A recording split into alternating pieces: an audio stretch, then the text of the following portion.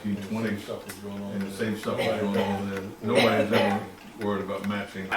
By the way, this is a little detour here. I think that this whole Pose something. I think that this English whole language being unfair, by being male dominant, so they try to include his slash her, and it goes into there when it should be a singular. That was the beginning. That was the beginning of the 842 different genders that we have today. Follow it along that line. Follow it along that line. Once you take that the rails off, then anybody can be anything. And that's what you get now. I think that honestly, a lot of the problems that we have in our society today, as far as like being what bathroom to use and all that stuff, started with being able to break English rules where a person wisdom brightens his face. All right, so wisdom. My definition is going with God's flow through life. We have all seen how different life can be if you don't oppose God. Passion. You've seen a lot of people who struggle with a lot of opposing God. In fact, you did too. And then all of a sudden, when you just let loose and just stop fighting the current, life itself is a lot easier. In a manner, but not necessarily here on earth. And you got to understand that. And a lot of people try to look for God's justice here, and you're not going to find it. A lot of people look for God's fairness here, and you're not going to find it here. Mr. LG is here. Mr. LG. Mr. LG. Glad to see you. Glad to see you. Thank you, sir. Boy, it was good coming last night. Made it through with no problems. Right. Watch the bumps in the carpet. Watch the bump in the carpet there. Hey there. Hey there. Good morning, good morning. Morning, sir. All right, we're in Ecclesiastes 8. We're in Ecclesiastes 8. So he said, the very first sentence says, "Who is like the wise?" Well, I would suggest to you that those people that have a glimmer of understanding that comes from seeing life for just briefest of moments from God's perspective. That is what wisdom is. That is what wisdom is. When you all of a sudden, and when that happens, and I've seen it in others as well as myself, your face brightens up for that moment. Clarity, understanding. Wow. And it says, it says right here that a person's wisdom brightens his face. Mom, what version of the Bible do you have? What version of the Bible do you have? It says a person's wisdom brightens. It says a person's wisdom brightens his face. Trying to find out a better version of it. You have King James? You have King James? Wisdom brightens a man's face. A man's face is there. I got it. And mine is there.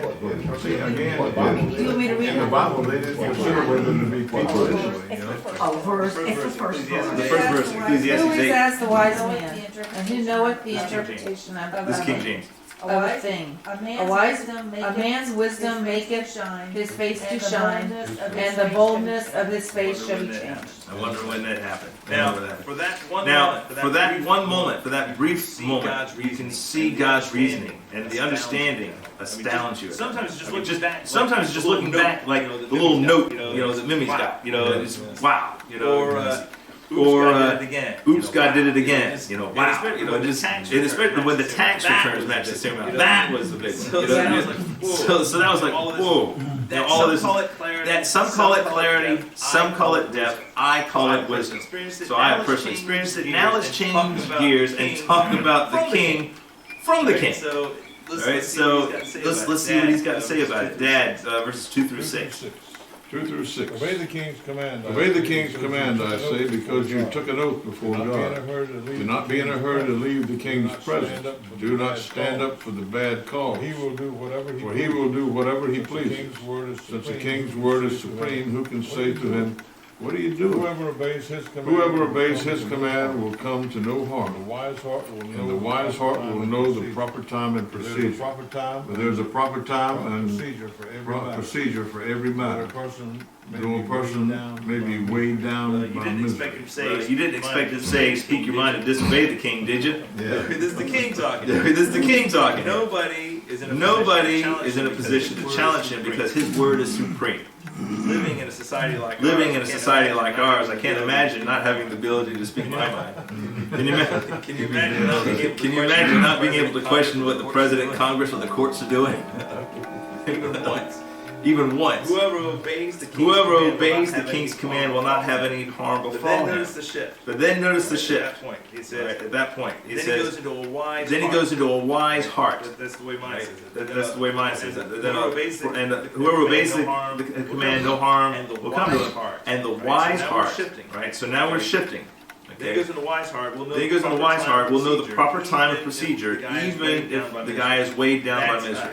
That's we have us. misery all around. We have misery all around us. Yet we have a wise heart. Yet we have a wise heart. Now remember, what's the definition of wisdom? God-led. heart. You have a God-led heart. All around you. Misery all around you. You'll still be able to do the right You'll still be able to do the right regardless thing, of the pressures. regardless of the pressures that you're feeling around you.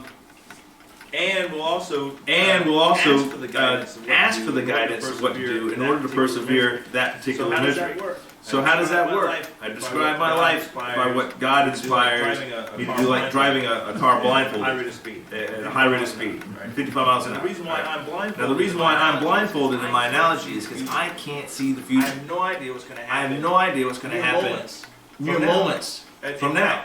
In fact, we're always living in the past. We're always living 3/4 of a second after something has happened. It takes 3/4 of a second for our mind to chew on what has just happened.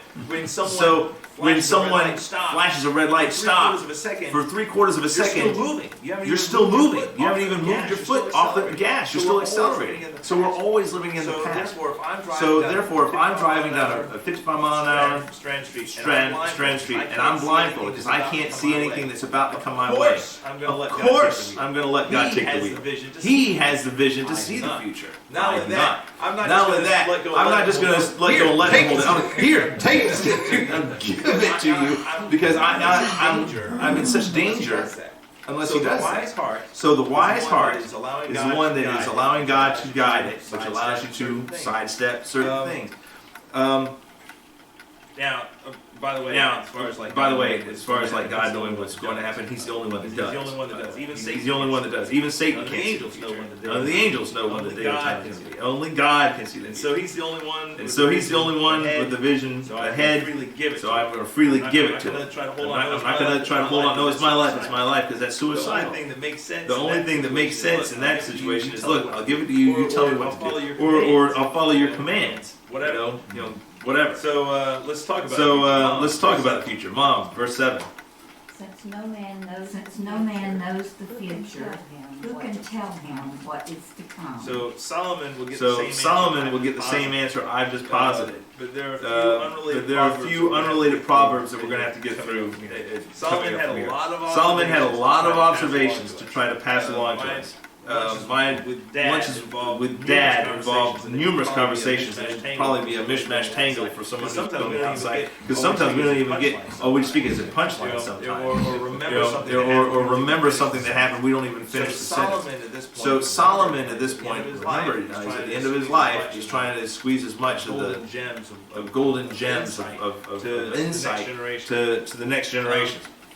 Imagine being with someone who has seen all the things Solomon saw with wisdom, with God's lens. You'd be hard pressed to be calm about it too. So, Pastor, can you read 8, 9, and 10? As no one has power over the wind to contain it, so no one has power over the time of the dead. As no one is discharged in time of war, so wickedness will not release those who practice it. To 10. All this I saw as I applied my mind to everything done under the sun. There is a time that a man lords it over others to his own hurt. Then too I saw the wicked, those who used to come and go from a holy place and receive praise in the city where they did to us.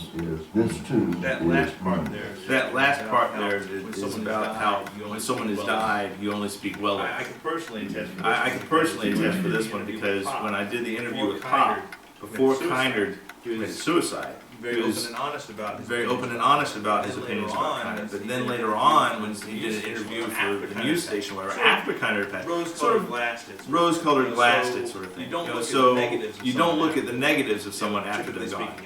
Typically speaking, it's untoward. So he's saying that someone who does a whole bunch of wickedness is praised in the city that he did all those wicked things in. But go back to the beginning of that. Whole passage. No one has power over the wind. I seem to remember a story in the Bible how Jesus calmed a storm down. I also seem to remember back in Exodus something about a mighty wind coming and parting a big body of water called the Red Sea. We today try to predict what's going to happen weather-wise, and we've got a lot of things at our disposal. We've got satellites, we've got computers, we've got anemometers. For those of you who don't know, that's the little wind thing. And AI, by the way. Anemometers, they're everywhere. I don't know if you've noticed, when you drive over the interstate, over the bridges, they've got those little things over there that relay information back to the weather channel, to local weather forecasts. Local weather forecasts. So they can tell what direction the wind is coming and how fast it's going. You see little arrows, showing all that sort of stuff. And with all of that at our disposal, we can't accurately, let alone control it. It also says here. As futile as that is, control the wind. Trying to control the wind. Notice that we also have no control over the time of death. That's true. Although I know a few people who try really hard to procrastinate it as long as possible. But what is it you said? No matter how good you exercise, no matter how good you eat, no matter all of that stuff, you're still gonna die. Is there another? Virginia said that there's two soundtracks. No, she's hearing it. No, she's hearing it. Double. It's like an echo bleeding through. Let's see. By the way, if you didn't know, Tom Skerritt was out of the race. Oh, I know. I know, it was amazing, wasn't it? It was Broke my beautiful. heart when he pulled out. Live church, look at you. My daughters are happy about it because they can't watch anything on YouTube without seeing 5 Tom Steyer commercials. So now he's gone, they can go back and watch their own They're stuff. dropping out one by one. Yeah. Alright, so let's go back to these two things, the wind and the time of death. We have no control over that, but who does? God. Oh God. Once again, so God's in control. Alright, so remember that common thread that's going to bind all of these supposed unrelated parables. Knowing the future. We can't, but who can? God does. This discharge from war and wicked behavior verse, there's a song that Dad and I listened to from the Cathedral Quartet, and we mentioned it in here, I think, 2 weeks ago. Sin will take you farther. The chorus goes like this. Sin will take you farther than you want to go, slowly but wholly taking control. Sin will leave you longer than you want to stay. Sin will cost you far more than you want to pay. And so in here he says, and just like you can't get military during a time of war, you're stuck there. So wickedness will not release those who practice it. That's the sin